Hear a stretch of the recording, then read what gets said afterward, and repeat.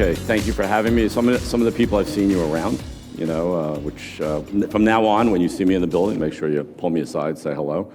I'm going to take you on a little bit of a journey today. And tell you about my story. I mean, how a kid who had learning disabilities when I was a kid, I had dyslexia, I had other issues. I was a C-something student at Syracuse. Whenever you hear something, it means that you don't even want to admit how low you were. Okay, and how did I go from that to being on the one of the youngest people ever on the executive committee and on the board of the world's largest future exchange, which we grew at the time that I was on it from 800 million and took it public for 12 billion. And I'm going to talk a little bit more about my journey. And if you allow yourself to come into and just relax, and this is going to be kind of all over the place, just so kind of buckle up, just get used to this kind of stuff with me. I'm going to take you into my life and some of the things that I've been through, some of the great things, some of the bad things. But what I want to stress about leadership and success is that being a leader and successful has never and will never have anything to do with the car you drive, the home you live in, and how much money you have. The true leaders are the people that make a difference in other people's lives. They make a difference in your family's lives, in your friends' lives. You want to be the person, as I talk about, I'm the 3 a.m. phone call for a lot of people. Basically because I don't sleep and they know that I'll answer the phone and I'll show up. But it's about being reliable, it's about being there. And we're seeing a lot of stuff in social media now and on Instagram, on Facebook, that is just so blown out of proportion that, when Vinny and I, were traders, thank God you didn't have Facebook and you didn't have Instagram because it would have been slightly embarrassing, but you'll hear some of the stories.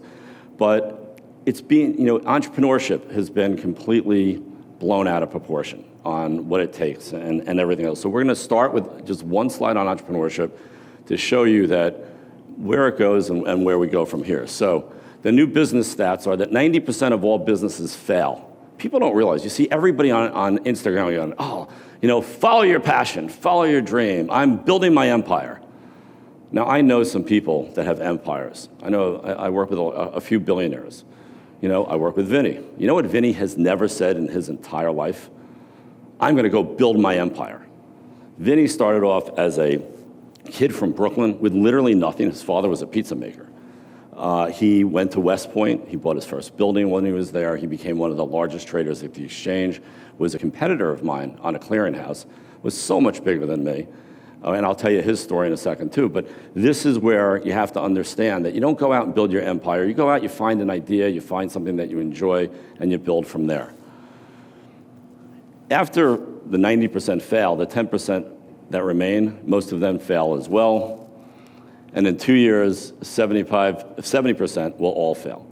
So when you hear about these people on Instagram saying, look what I'm making and look what I'm doing, yeah, they might do that for the first year, for the first 2 years, between, what you can do on, between these certain things with the OnlyFans page and all this other stuff, right? I was going to open up an OnlyFans page, but I don't think anybody's going to sign up. So it's just not going to work. So, but now what I want to talk about is my journey. Now, the guy on the left, that was my first day on the floor in Chicago. Now, the guy on the left thought he knew absolutely everything.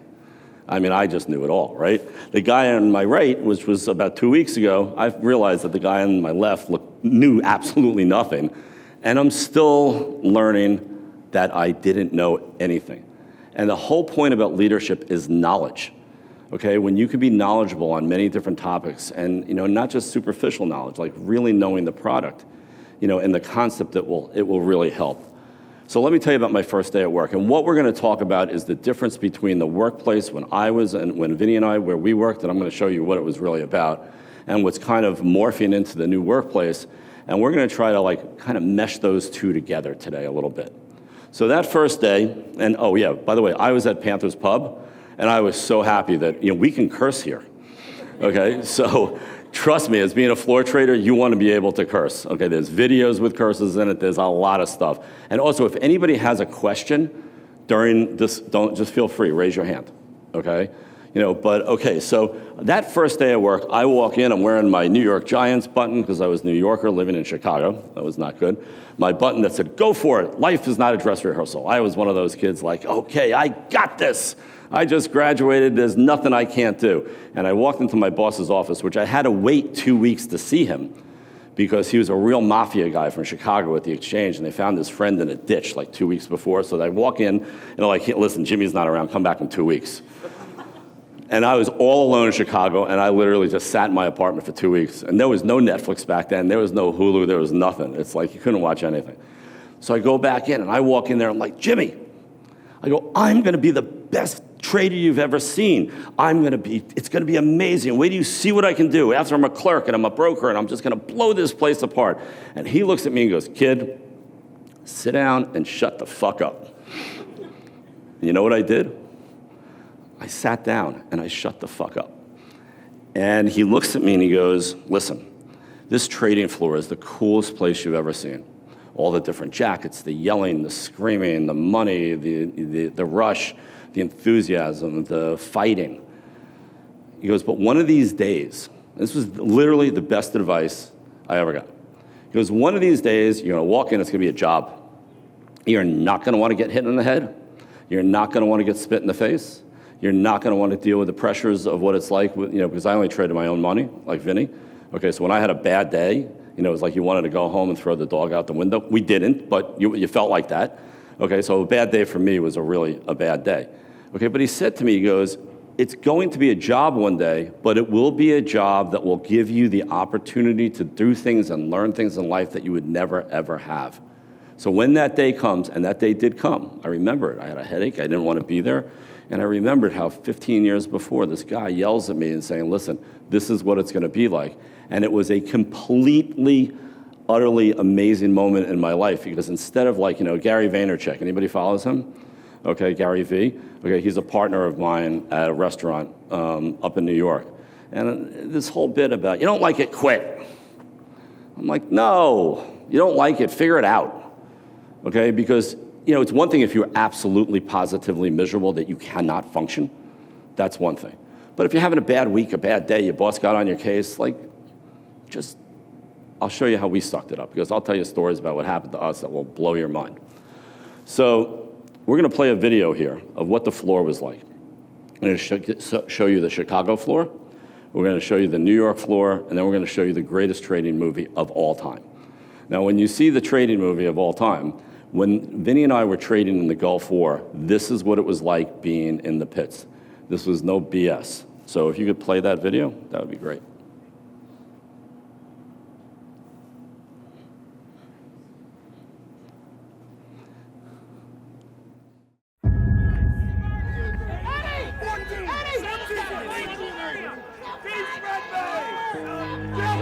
The biggest pits in the world are here in Chicago. It's a very competitive environment. Guys would literally look at you and say, "You're a fucking idiot. I can't believe you do that fucking trade." Finally, the guy lost his cool, ran over, and bit the guy in the nose.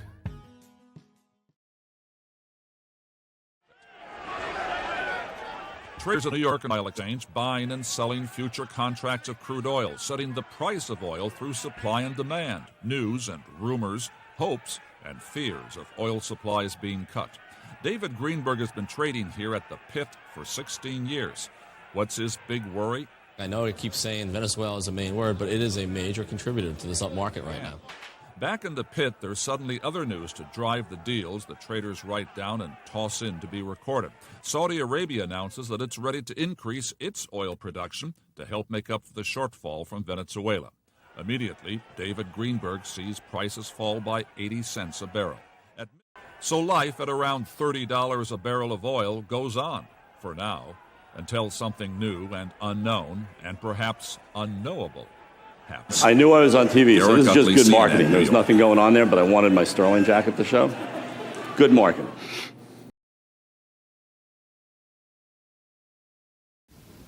The cold winter has apparently not affected the orange harvest.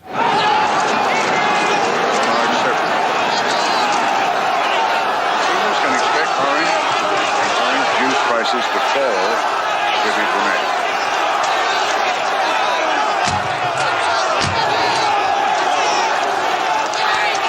For Christ's sake, sound!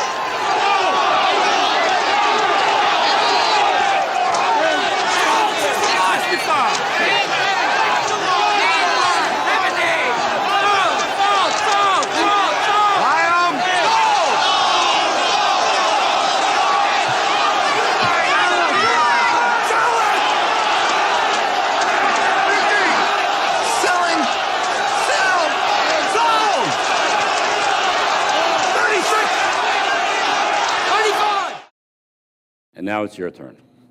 So we're going to teach you what it was like being on the floor. So what I love everybody to do is get up. This is an interactive lesson here. Got to take your jacket off for this one. Okay, now, for those of you that can see me, when we were on the trading floor, we did everything by sight lines, by word of mouth. We traded millions and millions of dollars worth of crude oil, gold, platinum, silver, without one lawyer, without one contract, by a simple wave of the hands, flick of the wrist, and look into somebody's eyes.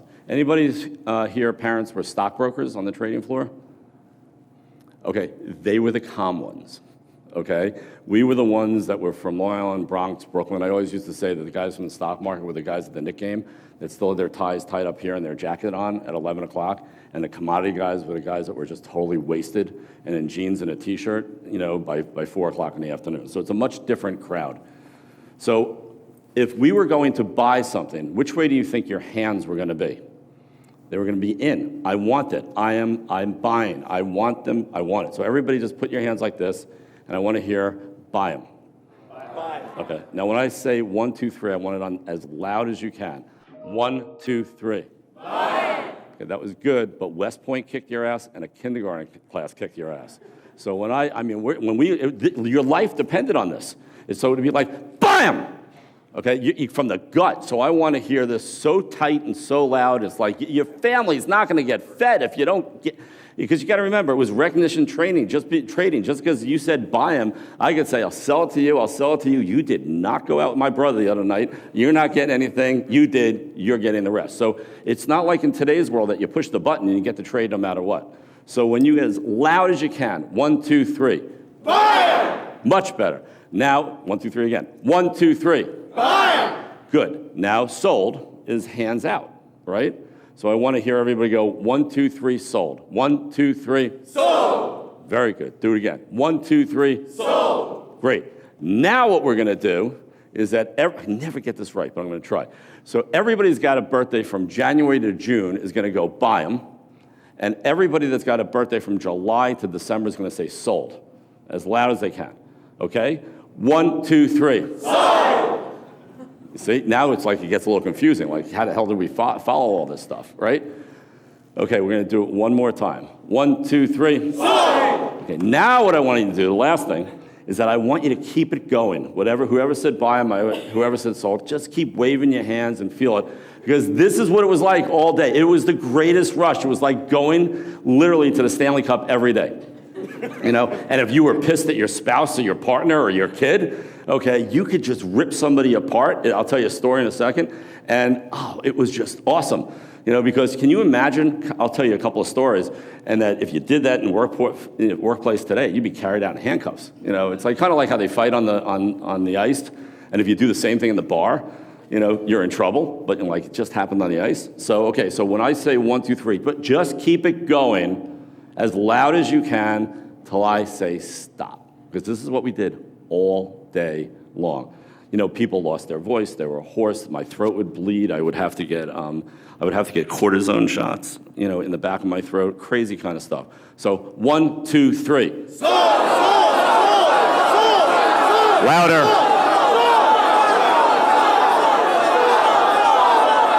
Okay, now stop. Now feel your heart rate.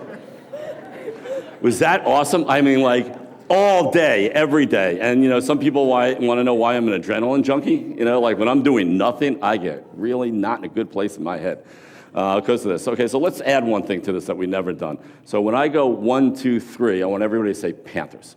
Okay?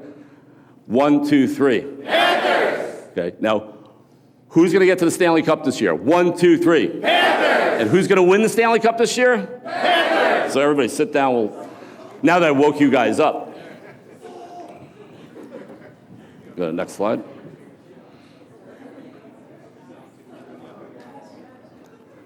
Okay, so life on the trading floor, you kind of got a feel for it. Now, the life on the trading floor was a little crazy because we actually had a floor committee. We had a policing committee because, things got a little crazy because it was, if you hit somebody, it was a $5,000 fine and a 2-day suspension, and some people did the math, and they're like, I'm good with that. So it's not a problem. And they're like, okay, I know when I want to take my week off, I'm good. So there was one day I had just beaten this guy for the election to the board. His name was Brian Hand, an ex-linebacker from Penn State. Big guy. So I'm in the pit, and I had to go to trade, so I push him like this, go by him like this, and I look, and he had fallen 3 steps and hit his head on the rail. He was not happy with me at that moment. So he gets up, and he is bright red, and he is calling my mother, my sister, every relative I know, every name in the book, telling me he's going to rip me apart. They're holding him back. They're holding me back. I'm screaming at him, and he's screaming at me, and I look at the guy behind me and go, whatever you do, don't let me go. And I'm keep going, and he's like, why? I said, because if I get close, he's going to kick my ass, so we got to make this look good. So we made it look good, and then all of a sudden, one of the floor, and I was on the floor committee, and when another floor committee guy comes over, he says, listen, David, you guys are being kicked off the trading floor, $2,000 fine. I'm like, I am not getting kicked off the trading floor. It's not happening. Go, what yourself. And so he looks at me and he goes, and he was a senior board member above me. He's like, David, it's going to look very bad in the Wall Street Journal tomorrow when the headline says New York Mercantile Exchange board member gets carried off floor by New York City police. Your choice. So I looked at him, I go, you know what I'm going to do? He's like, what? I go, I'm going to leave the floor. And what happened was this guy and I, we leave the floor, and it's so funny because this is what the trading floor was like, 40-foot ceilings, big floor, crazy stuff. So we leave the floor, and by the time we hit those doors, and this is the difference between what we did and what's going on today that we're going to work on. Okay, we hit the doors, we left the doors, and he looks at me and goes, so David, where do you want to go for lunch? I'm like, I don't know. And we hung out for the rest of the day like it was nothing. Okay, I didn't take it personally. He didn't take it personally. It was the heat of the moment. Stuff happens. And what's happening in today's world is that a look from somebody, gets people, a little shaken up. If your boss says to you, I know one person said, she was so upset, oh, my boss said it was crap. I go, how many times did you hand it in? She goes, 3 times. I'm like, well, maybe if it wasn't crap for the first 3 times, they wouldn't have said it was crap. So what I'm saying is that what we want to do is start bringing the culture up a little bit to say that you're so lucky to be here. And I'm not talking about it from the Panthers' point of view. I'm talking about it that if my kid was here, I would want them to be able to learn from who you're learning from. You're learning from each other, you're learning from your bosses, you're learning from Matt, you're learning from everybody. I'll tell you a story about, 2 other stories about the floor. One guy, this guy, David Powers. I was a broker, I was a clerk in Chicago. I had just gone from being a runner, which I was, by the way, I started making $3.75 an hour out of college. That was not easy to handle. Running orders back and forth, but it was just so great to be able to get into the position. So I got on the phone as a job clerk, and I hadn't been paid for 11 weeks. So I call the office. I think I have a secretary. I call him. He picks up the phone. He goes, meet me at the Board of Trade in the lobby tomorrow morning at 8 o'clock. So I'm like, okay, I'm a stupid little kid. I'm 20-something years old. I'm like, I'm going to go to the lobby. I get in the lobby. He surrounds me by all the traders, and I'm standing there as this little kid. And he rips me apart. He goes, this is the egos that were at the traders back then. Who the hell do you think you are? I'm the general. You don't friggin' call me. You don't do this. I get phone calls from my father. What the hell are you doing out there? What are you making all? I'm like, I'm just trying to get paid. But this is the kind of, you were talking about abuse that we took. We took tremendous abuse, back then. One interesting story that, Vinny changed my life. This is when Vinny became from a friend to a mentor. We were on the same board together, and he was chairman. I always sat across from the chairman. So one day, I said to him, and there was 25 senior staff around the table, 25 board members, and I say, you know what, a lot of traders on the floor feel that way. Now, our board meetings were mostly at night. This was a daytime board meeting, and I totally forgot it was a daytime board meeting. And he looks at me, and he looks at his watch, he looks at me, he looks at his watch, he sits there like this, and he goes, oh, there's a lot of people that agree with you?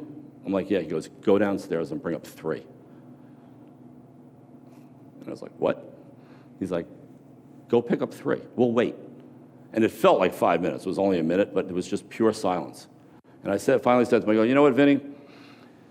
I'll bring him to your office at another time. So he's like, okay. And he comes back to the back of the room. This is when he became my mentor. And he puts his arm around me and he goes, you know what? That will be the last time you ever say anything that you can't back up. And I am telling you, that is the last time I said anything that I can't back up. Everything on my LinkedIn is there. Everything on my resume is real. If I go out for dinner, I tell it like it is. And this isn't a piece of advice that I'm going to give you guys that will help you through your entire life, because everybody exaggerates now. It's everybody. It's about the story. I went on my friend's, my friend had like a 120-foot boat, and I posted it, and I went, #not my boat. Okay, because there's just so much fluff now. So the one thing that you take away today is just say what you mean and mean what you say, and you will be surprised how far in life that will take you. On the trading floor, there's opportunity and chaos. Think about when they're on the rink. That's pure chaos. And then opportunity arises and the goal goes in. I want you to remember that when there's chaos going in your life and when there's chaos going all around, okay, if you could be the people that think clearly, that don't get caught up in the chaos, there's going to be tremendous opportunity, because when everybody else is freaking out, what the trading floor taught me was don't freak out. If I could handle that craziness, and by the way, think about the craziness that you guys handle every day here preparing for a game. You don't realize the position that you're in. This is not the normal job that people have outside in the real world. You guys are under such stress, you probably don't give yourself enough credit for it, but realize that you're getting, these tools that you're getting now, you're learning things from Sean, from Matt, from Bryce, from all these people that you don't even realize that you're learning. So if they're a little tough on you, or you're feeling a little, agitated or whatever, step back for a second and say, are they teaching me something? Because there's 2 things. I was the toughest father in the world, and my kids always say to me, that we realized that you were a tough father, but it was never about your ego, it was about learning. So if you find that you're feeling a little bit of pressure from your boss, you're feeling a little bit of pressure from work, step back and say, well, how can I make this work for me? What can I learn? How can this handle things, and how is this going to help me 5 years, 10 years, 20 years down in the future? Adversity, it's all about the comeback, right? So I'm going to show you, let me just say that's not it. I'm going to show you some slides about my comeback. But everybody here at one point or another is going to get their ass kicked. If you haven't already, you will. Life is hard. Life is really hard. But what's going to teach you more than anything is the comebacks that you're going to make. And that's where confidence comes in. When you're winning all the time and everything's going easy. I mean, think about our season last year, right?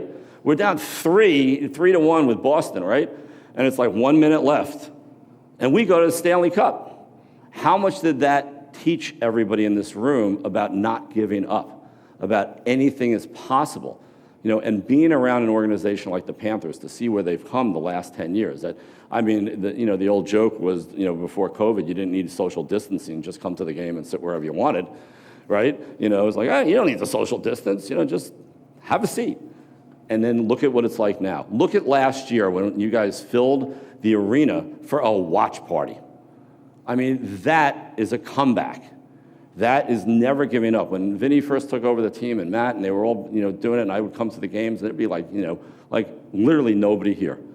And now this is like the jewel. You go to Fort Lauderdale, some of these watch parties, it's crazy. It's great, and you guys are part of that, and you're part of that family. Now, the key thing is, and this is what I've been talking to a lot of people about, you don't want to be part of the crystal generation. The crystal generation is what you see out there, that everybody looks great, but they break easy. And you want to be the people that look great, because obviously everybody looks great in this room, but you want to be tough. You want to be able to handle adversity. You want to be able to take what life is going to give you, because I'm telling you, with the way of the world, between AI and between the competition that's out there, listen, I grew up in the 80s. It was awesome. The 80s were, I think, were the best time in the last 5 billion years. Technology was fun. We went from, like a cassette tape to a Walkman, and we thought, we had the Walkman to the iPod thing.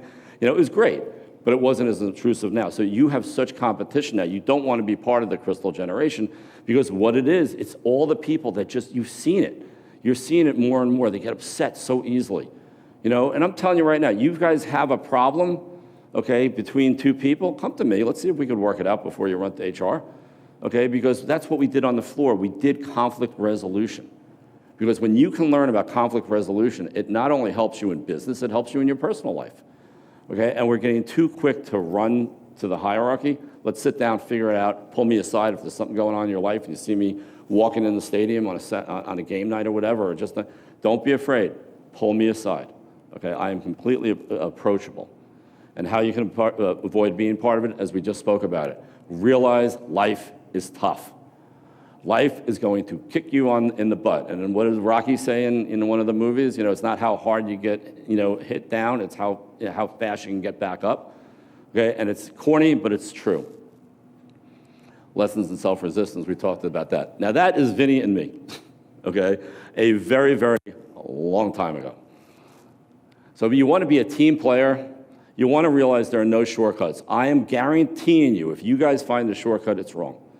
There is a difference between a shortcut and making things efficient and making it work for you than trying to take the easy way out. Respect the differences of opinion. Now, this is a big thing these days, right?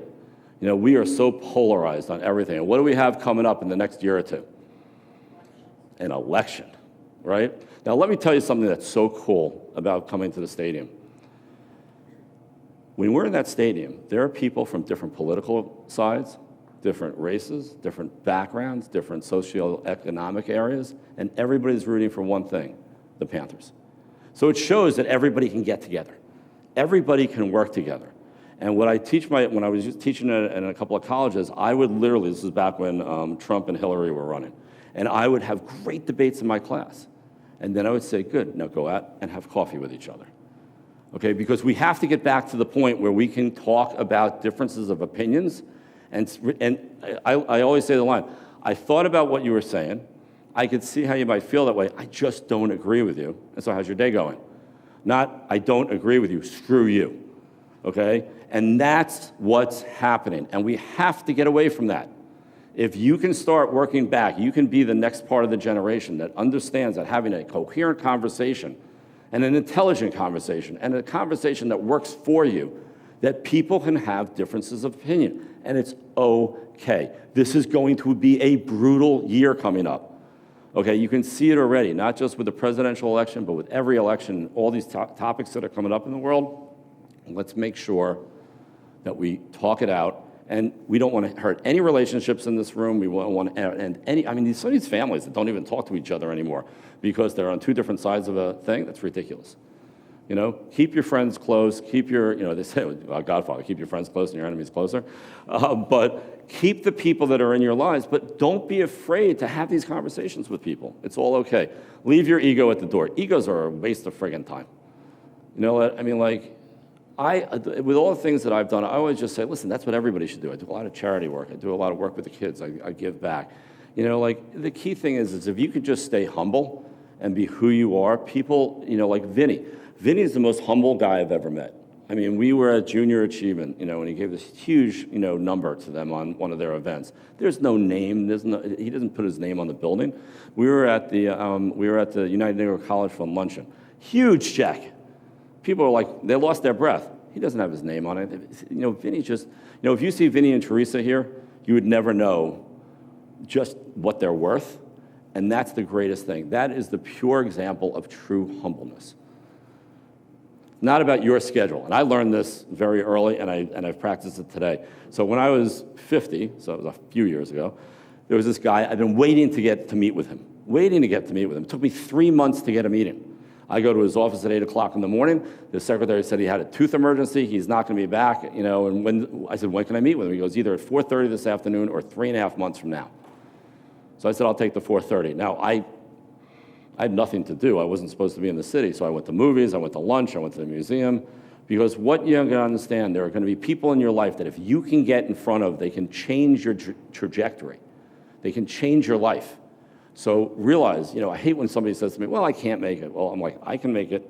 And if you want to actually have this meeting, let's do it. So make sure that you do that. Being a leader. Understand risk, reward, and collateral damage. Realize as a leader, you will not make everybody happy. It is impossible, but it's okay. Don't take it personally. Don't be a dick. There's a difference between, working out something and making it fun and making it work it, your way, and then just being mean about it. Be straightforward. Again, say what you mean what you say. How many times have you spoken to either a boss or a friend and they say one thing and then you come back in and you find out that it's nothing they talked about? Well, then you lose respect. You can't trust them. One thing that people say about me when I say it, good or bad, when somebody says, is that a threat? I'm like, no, I don't threat. I do.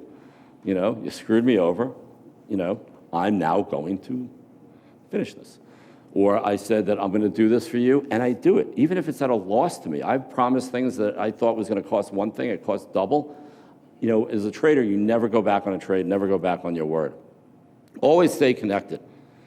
Even as a boss, okay? And it's easier to stay connected now than ever. Like when we had, problems at the exchange, I would come in on a Saturday morning. I didn't know the back office, but they're like, what are you doing here? I would bring them breakfast. I would read magazines. I'm like, if you're here, I'm here. So as a boss and as you start getting up in the ranks, don't lose the connection that you have with the people that are working with you, and make sure if you're working with a boss, figure out ways to stay connected with them. Temptation is never worth it. I could have been worth a lot more money if I made deals on the floor. Okay, I never made a deal. And I'll tell you one thing, now with the world, with electronic tracking and everything else, if you make a deal with somebody or you do something you're not supposed to, you're going to get caught. And it is not worth it. Jail is probably a really bad place, and none of us want to be there. Nice to your round table. This is, I hate when I say this is the most important thing I'm going to tell you, and then I tell you something more important. So this is one of the most important things that you'll ever see. Have knights and knightesses of your round table. These are the people that will help you when the shit hits the fan. These are the people that will be there when things are great. And like like my father's a knight in my round table. And what you'll find is there are permanent members of your round table, and there's transitory members of your round table. Family tends to be permanent. So my father was the knight that pushed me, no matter what I did. It was enough, more. I remember the first day I walked in, I go, hey, I made $1 million trading this year. And he looked over his glasses without hesitation. He goes, well, if you didn't fuck around, you would have made 2. And you know what? At first I was like, what? Why would you say that, right? What's that all about? And then I started thinking about it, like, well, I did kind of fuck around here, and I did this, and I did this, but he was able to say the truth. I have my friend Steven. Nothing ever I did was ever good enough, ever. Okay, I think my mic just fell. That nothing was good enough, but I could go to him, and he would tell me what it is. And then I have Bobby. Bobby was the knight of my round table that no matter what I did was great. If I wanted to have a feel-good moment, I called Bobby. And what you'll find in my kids and, Tracy is a member of my round table, people that you can trust are the most important thing. So have your round table, but make sure you have people at your round table that can look at you and say, what are you doing? Are you out of your mind? You are absolutely frigging crazy.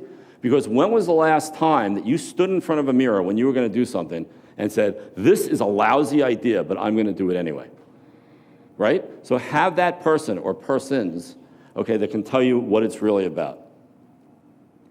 Pathways to leadership. Look, listen, learn. I remember I was on the trading floor in Chicago for 3 weeks, and this guy looked like Rip Van Winkle. Okay, crazy long beard, old guy. I mean, he might not, I was 20, so he might not have been as old as I thought now that I'm older. It's amazing how that happens. Okay, but he looks at me and he walks over and he goes, kid, I know who you are. I'm like, because I went to Chicago because my father was a big trader in silver in New York, and I wanted to be away. I wanted to just try it on my own. And he goes, you're Marty's kid. And I'm like, okay. He goes, you're going to get into the pit one day. I have been here for 30 years. I will never get into the pit. Let me give you some advice. Pick up something every day that you're here. The way that a runner, runs to is he running the order to the ring? What does the trader look like? Is he sweating? Is his eyebrow move? There was one trader that I realized if he turned around and went like this, it was a sell order because you had to breathe in to say sold. I had one guy, this guy Tommy O'Connor. Every time he had a 500 lot order, he'd push my shoulder down to the ground, and I'd have to hold him up. And when he offered 500 lots and he didn't touch me, I knew he was full of shit. I knew he had nothing. But he says, learn something every day. Watch how the clock moves. Look at people. Who's sleeping with who? Who was talking to somebody the other day that they weren't talking with, now? But notice everything. And you saw that trading floor. There was a lot going on. Well, think about where you are here. This is like being on a trading floor. There is so much to putting on a game. You know, you've got the car attendants, you've got the people cleaning the ice, you've got the skaters that come out, you've got all the ushers, you've got all of you. There's a billion things going on. Watch it all. Take it all in. It creates your mind in a way to look this way, not this way. Okay? And this will make you better, faster, stronger, and brighter than any one of your friends. What I used to do is I used to take with an intern, I used to stick them on the trading floor for the summer. And for the first 2 weeks, I would just have them stand there and do nothing. And I would always get a call from his parent. My kid is standing there and he's not learning anything. So I would go to the kid, I'd give him the same speech. I'd tell him, look around. And then all of a sudden it was like, oh shit, you're right. And he learned so much. So next time you go to a game, when you're passing by people, and you're passing by the ushers, and you're passing by the people parking there, realize what it takes to get this thing going, okay, and learn it all. Take it all in. We're going to talk about three-dimensional thinking in a second. Stay light on your feet just simply means that if you're going to make a decision and it's not working, it's okay. When I went down to Quantico we were invited, I was one of 17 traders, to meet with the generals, to talk to them about the way we thought on the trading floor. And I remember I was going over the obstacle course, and I was very heavy, and I'm like, I'm not going to quit. I'm going to do this. I am going to get through this course. And he comes over and he grabs me, and he goes, listen, because he knew there was just no way I was going to make it through this course. So he goes, I want to tell you how many times a soldier gets killed by that attitude. And I'm like, what are you talking about? He says, there's a difference between quitting and a strategic retreat. So too many people get an idea and they're stuck on the idea. Like you're working on a project. This is the idea. We got to do it this way. Don't. Pivot. It's okay. Take a look at it. Take a step back. Take a look at it like you're starting over. And maybe it's not the greatest idea. Being able to say that you're wrong is really, really important. The only person that was right 1,000% of the time was my ex-wife. Okay, because, I remember I said to her the day I was leaving, I said, I spoke to the mathematicians. It's theoretically impossible for me to be wrong every time. And she's like, no, you're wrong. So realize that. Expect failure. Know that if you don't have failure, it's the oldest cliche in the book, if you don't have failure, you don't try, but it happens to be true. Time-life moments. Now, a time-life moment is a moment in your timeline that will change your life for the good or the better. And you have them all the time, but you need to know when you're having them so you can really expand off them. Now, I remember this morning, it was the most amazing clear morning. It was about 75 degrees. It was just, I had a great trip into the city. And, I parked my car in the building, and I walked to the elevator because I was going to go up to breakfast. I made a breakfast club for this group, and the express elevator wasn't there. So I was going to go to the local, and I didn't feel like taking the local. I walked out of the building, saw what an amazing day it was, went into my office, and the first plane hit. So I had just parked in the South Tower. I was going up to a breakfast club that I invented for all the traders. We got free breakfast at Windows of the World every day. And, just simply because there was an issue with the express elevator, I didn't take the local, is why I'm talking here today. That was a time-life moment for me. Okay, that was a moment that my entire timeline, if I got into that elevator, everybody died at breakfast. We lost 37 people. Okay, and what it taught me was, one, life is precious, and you have to really, enjoy every moment. But it taught me that you just never know what's going to happen. Right. So what ends up happening is that, we come down at the exchange, as you can see, where NYMEX was. That's the exchange, right? So we got a call, or I didn't say, Vinny got a call, because he was chairman, from Washington saying, world oil prices are going crazy, you need to get them up. Now, there was no electronic trading at the time. So he called the board that night. Two friends of mine went down from 64th Street, walked all the way down to see if the building was still standing.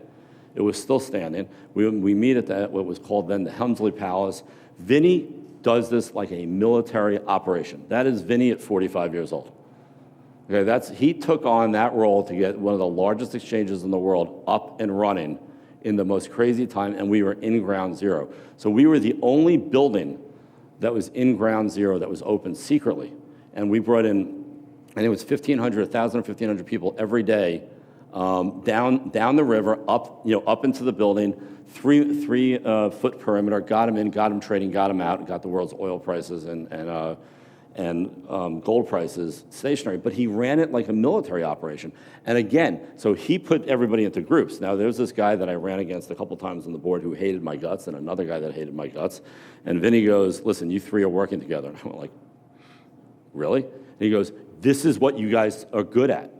I don't want to hear any shit about you guys don't like each other. I don't want to hear any crap that, anything that there's an issue. Get the job done. He puts you on a task, he puts you on a mission, and we got it done. And we got the exchange up and running. Now, the incredible thing about that picture on the left where Vinny's speaking, so you got Hillary Clinton on the right? So she's kind of, not in politics anymore. You got Rudy Giuliani in the middle. Well, he's not in politics anymore. You got the governor behind. He's out. The only guy still standing is Vinny. Okay, he's the guy that made it through all these years because he had a plan, he kept it quiet, he kept humble, and he kept going forward. But it's amazing to see what he did as a young Vinny at 45 years old with that kind of pressure. I mean, he was up on the roof of the building with heating oil up to his ankles because the generators were leaking. I mean, this is a hands-on general type of guy. And you learn so much from not only him, but by the team that he put together. The art of screwing up. Guys, you got to screw up more than you've ever done. Screwing up's great. I'm so good at screwing up. But the key about screwing up is not to get crazy about you screwing up. I lost 60% of my trades every day. Now, if I would have sat down and been upset, I would not have gotten another trade off. So, and we're going to talk about this. These are all just topics we're going to talk about and get more in depth when we do the training. But you need to learn how to rebound quickly. These people that you mess up and you go, oh, God, and you think about it for 3-4 days about how you screwed up or you fucked up. It's a waste of time. You do the screw up, you figure it out, you figure out a possibility, and you move forward. Realize that whatever you're doing, if you mess up, you will absolutely be able to fix. Never walk into your boss and say, listen, first of all, never say, we screwed up, because that never works. And never say, I screwed up, you have a problem. Walk in and say, I screwed up, this is my solution. And I don't care if the solution's right, wrong, or indifferent. I'm just happy that you thought something through to try to fix the problem that you're going to have. So it's about accountability. 3D thinking, three-dimensional thinking. It's the oldest question in the book. What's the answer to this? Half full, right? Everybody feel this is half full? Anything else? Exactly. Well, everybody looks at this as half full, half empty. But, the way that we teach it is like this is half full or half empty. It's cold. I can drink the water. I can pour it on a plant. Okay? I can freeze the water and make it into ice. Okay? If I had to break the glass to cut my way out of someplace, I could do that. There's 34 different things that you can look at this glass and say. But we all get used to looking at it in a one-dimensional, one-question type of thing. So every time that you have a question that comes in front of you or a problem, look at it three-dimensionally.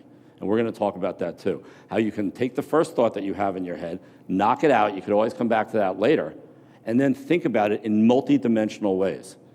Okay, and if you do that, you'll be so far ahead of everybody else, and you're going to see your performance rise, you're going to see your status rise, and you're going to see your profession rise.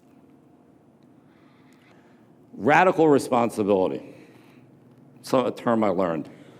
Now, remember Bobby, the guy that I told you was, my knight in my round table, that I could do no wrong? Well, I was going through a bad time in my life. I was in a lousy relationship that I kept getting in. And let me explain to you how screwed up this was. Imagine, I was the guy that bet 10 on the game, 20 on the instant replay, and then found the game on ESPN Classic and bet it again. It would be like the equivalent of betting on the Panthers before the series, before the final series last year. We lost, right? But it's a fair bet because we thought we were going to win. And then somebody calling you up and saying, hey, the Panthers are playing Las Vegas now. You want to bet? And me saying, sure, I want to bet. I think the Panthers are going to win. And then in 2 years from now, having them call up and I said, hey, I've been watching this game, the Panthers game on ESPN. They're playing they're playing Las Vegas again. Same game. Do you want to bet it again? Well, that was me. Okay, and I was in a bad funk. I was in bad shape mentally, emotionally, physically, and I had to take radical responsibility. So that was me 2 years ago. A little heavier, about 70 pounds heavier. So Bobby comes in one day when I look like that, At 4 o'clock in the afternoon, now Bobby never left work. He is busy as busy can be. And he ends up ripping me apart like I've never been ripped apart. And when the nice guy at your round table comes in to yell at you for the first time in 40 years, you better listen. And he's like, get off your ass. It's time for you to get back. I had just gone through 9 years I had a horrific accident where I've gone blind in my right eye. And I've been in pain, and between the 9/11 physical pain that I have and the pain that I had, both mentally and emotionally and physically, losing the eye. And I was just sitting at home, and I turned into that. So finally I realized I had to look inward. And what we all need to do is, if we're going to make changes in our life, we need to have radical responsibility, and we can't blame it on other people, and we can't blame it on our situation. We have to look in and say, I can fix this. And we're all going through things. What you're going to learn in life is that we all have one thing in common. At different points of our life, we're all going to be in pain, whether it be mental pain, physical pain, emotional pain. We're going to go through things. And when that happens, and this is what I do a lot of coaching on too, how to get out of that, how to pull yourself out from the bootstraps and create a new life. And that is a very, very important process. And if you can have radical responsibility with your work ethic, your health ethic, your life ethic, and just once in a while look in the mirror and go, maybe it wasn't all them. I have to look at my past relationships that were not good. And as my friend said, David, you're the only constant that were in that relationship. And I never thought about it that way. I'm like, yeah, I was in all of them. They were all different ones, right? And I am a completely different person now than I was just a few years ago because I was honest with myself. And if you guys take that role with me and we sit there and we talk and we figure out, what do you really want? What's your dreams? What's your passions? Where do you want to end up? What is your future vision? Because this, well, I'm going to get to that slide in a second, but we're going to talk about your future self in a second. We got one more slide. Exponential networking, we'll make this quick. Talk to everybody. The joke about me is I can talk to, as you can tell, I can talk to a chair that doesn't have anybody in it for a half an hour and think that I had a good conversation. Okay, so like the other day, I don't know who it was. I don't see the person here. I was in the elevator and I said to them, hello, how are you? He's like, good. And then as he was leaving, I said, have a good night. And he said, okay, you too, and walked out. Nothing really wrong with that, right? But he's never going to remember me. And I remember him. So the simple thing is just to look backwards and say, have a good night. Everybody needs to be seen, okay? If you see everybody, I mean literally see everybody from the checkout person. I can't stand it when people are at the lines and you're dealing with some of the people, let's say Publix, and they're checking you out. I'm always like, so how's your day doing? And these people are like, he's talking to me, and I talk to everybody and I see everybody, okay? And if you see everybody, you will learn that people will see you. When you go on a plane next time, put your phone away a little bit, put your laptops away a little bit, put your iPads a little bit away. Talk to the person to your left, talk to the person to your right. You don't know who you're sitting next to. I have literally met people in the craziest places just by saying hello and starting up a conversation. And the exponential networking will help. I'll give you a perfect example. My friend Ryan, I've just moved to Boca, he calls me up. He goes, your friend Vinny's being honored at Junior Achievement. Tomorrow night, are you going? And I didn't want to tell him I didn't know he was being honored, right? So I'm like, yeah, I'm going. He's like, good, I'll see you there. I'm like, I got to Google Junior Achievements. I Google Junior Achievements. I find out who the CEO is. I call the CEO. I go, hi, my name's David Greenberg. I'm an old friend of Vinny's. I'd like to see Vinny. Could you get me, if I buy a ticket, could you get me at a table next to him? She's like, I'll get back to you. So she gets back to me. She's like, sure, come. So I get there, and we introduce each other. She goes, no, you're really a friend of Vinny. I spoke to Matt, and I spoke to Dan, and so I'm like, yeah, so where am I sitting? She goes, Vinny's table. And also, this is kind of funny, and I'm not going to say this. I'll tell this to Matt one day. But when you're invited to a table and you don't have to pay for it, always take the seat with your back towards the front, right? So I take the seat back to the front, and all the senior staff, it's Vinny's table, take the front. And there's one seat next to me, and I'm, literally looking backwards. And all of a sudden, Vinny's like, you mind if I sit here? I'm like, Vinny, it's your table. You can sit wherever you want. You know, so we start talking, and he whispers in my ear. He's like, David, I need somebody down here from the old days that knows me and that can speak for me and that I can trust and everything else.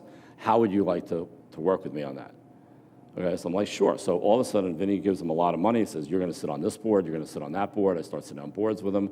And then I start doing some stuff here. I meet this woman, Katrina. I don't know if some of you might remember her. She introduces me to Lisa Scott Fowles at Winterfest. Well, there's another 100 people I just met from just that one thing.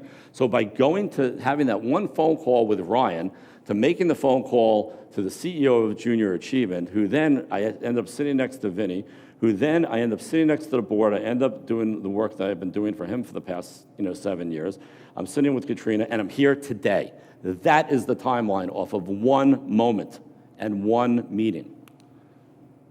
Okay, so what you learn, I don't know, you gotta love this mic.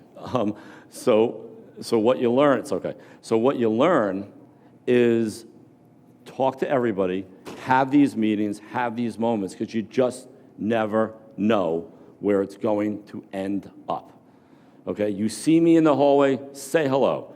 Find out what's going on. Tell me a little bit about something yourself. It will get you used to speaking to somebody that you're not normally used to speaking to. I will tell you, it will change your existence and it will change your life. You know, I don't care if there are people working at the gas station or whatever. I talk to everybody, and I try to help everybody out. Panthers University is something that we're working on. It's going to be a lecture series, either in person or by podcast, where we're going to have people with expertise that you might never get to hear, right? Lawyers, health people, people high in finance, some of my friends, hopefully some of Vinny's friends, some other people's friends. So we're going to keep it as a continuing educational process. So this way, this is something that you guys will just have something to look forward to, and you can either come to a lunch like this, or we'll have it online. I'm working on a podcast right now. So we're going to have a lot of fun with that. I was thinking about Panthers Pride podcast. And what I also learned is you announce it in a place like this before you even mention it. So try that one day. Okay, these are going to be some of the upcoming topics that Rob and I were talking about. Okay, the social shift with Gen Z, how to thrive over the next 20 years, the pain and joy of innovation, the discovery process, fulfillment by doing the work, the necessary dimensions for the effort and maximum success. So that was just a kind of a briefing, but we're going to really get into stuff. Okay, and if we get onto the one-on-one stuff, you'll basically have your own strategic advisor, your own business coach, because listen, some people are here, this is a stepping stone, right? And that's normal. But the question is, how do you get most out of working for the Panthers and realizing that you are getting an education and being paid for it? This is like going to grad school in real time. So if your boss gets a little crazy, or you get a little uptight, realize that there's a lot of stuff going on here, and there's a lot of pressure going up the alley. And if you have a problem with somebody or with something else, come talk to me. We'll figure it out. Now, this changed my life. This is what somebody sent me. Always be defined by a vision of your future, not the memories of your past. This changed my life. I thought that was the day Bobby came. And then somebody sent me this. It's like that time-life moment where I said, okay, I got to change. And I thought about what do I want to do. I said, I wanted to become the distinguished gentleman. I wanted to leave the trading floor, because you saw how we were on the trading floor. I wanted to leave that behind. I wanted to calm my mind out a little bit differently. So this guy, Joe Dispenza, if anybody follows him, he's a remarkable man. Okay, and you have to have, so what I said is like, I want to be able to lose, 60, well, at that time it was 50 pounds. I want to look better. I want to feel like myself again, and I want to portray a different version of myself. It's okay to reinvent yourself at different stages of your life. It's perfectly okay. Who you are today in this room will not be, hopefully, who you are 5 years from now, 10 years from now, 20 years, and 30 years from now, because your life experiences are going to shape you. And the question is, will you allow those life experiences to shape you into somebody that's angry and jaded? Okay, or, like me, my mom passed away when she was 55 of cancer. I was in 9/11, I lost a lot of people. I'm in pain every day. I lost my eyesight in my right eye in a terrible accident. And you will ask people, and nobody has a better outlook in life than I do. Because I chose to not let those things defeat me, not to be a victim, and to say, how can I become a better human being because of that? And I always tell people I see more clearly out of one eye than I ever did with two. It's crazy, right? It's like, how can this guy be so happy? Because I saw so much death. And I said this in a lecture the other day. I said, and if anybody in this room I ever hear says growing old sucks as you get older, I will rip you apart. Growing old is frustrating. Growing old is tough. Growing old is tiring, and growing old is painful. Dying sucks. So it's like one time they asked Gary Vee, they go, tell me something to motivate me. And he looks at the guy, he says, you're going to die. He's like, that's what you tell me? He goes, well, if that doesn't motivate you, nothing will, right? So I'm not going to take Gary's line, but I'm going to say to you, be motivated. You guys are in a spot where you're young, you're healthy, you're doing amazing things. You're with a great organization, and things are going to get tough. They're going to get tough on you. They're going to come down on you. They're going to teach you things. But your first initial reaction of like, why are they being mean or why are they being tough? I am telling you, switch that to the mindset of like, oh my God, what can I learn from this experience? This experience can teach me how to be tougher. Because like my son who, I was crazy tough on him. He ends up working for this guy who's the CEO of Cantor Fitzgerald, who's noted as the meanest guy on Wall Street, and he can handle it. And now that he's working 90-hour weeks at UBS, and my daughter, who's a photographer, but she's also a lawyer, working her butt off to be a photographer, they all said that by me being so hard on them, allowed them to get into the real world without feeling that they were getting beaten up, and they were able to take control. And if you guys want to learn that, you want to come into this world, you want to see how we can move you forward from where you are now, which is all great, but to be a real performance athlete in life. Like one of the people that I coach is Ellie Smart over here, who is you should meet her. She is a Red Bull cliff diver, or as I like to say, a major adrenaline junkie. Okay, she jumps off cliffs, bridges all over the world. You're doing a yacht, right? She's going to jump off a yacht soon, for one of her dives. But to meet people like her that have that, that drive and that intelligence and that will to succeed and willing to take failure, gives me a whole new outlook of hope. And I want to meet all of you because I want that outlook of hope, because what you see in the news and what you hear, it's a little tough being an older person saying, where are we going? But everybody in this room, everybody with the Panthers, everybody who's here, everybody who's part of this process can be a beacon of not only hope, but you guys can be the future leaders of this country and of business. And you're starting off in the right place to do it. So let's do one more time. I want to stand up, okay, just one more time to finish this thing up. I'm going to ask you one more time, who are we? Panthers. Now we can do better than that. Who are we? Panthers. And who's going to win the cup this year? Panthers. Thank you very much. I appreciate it.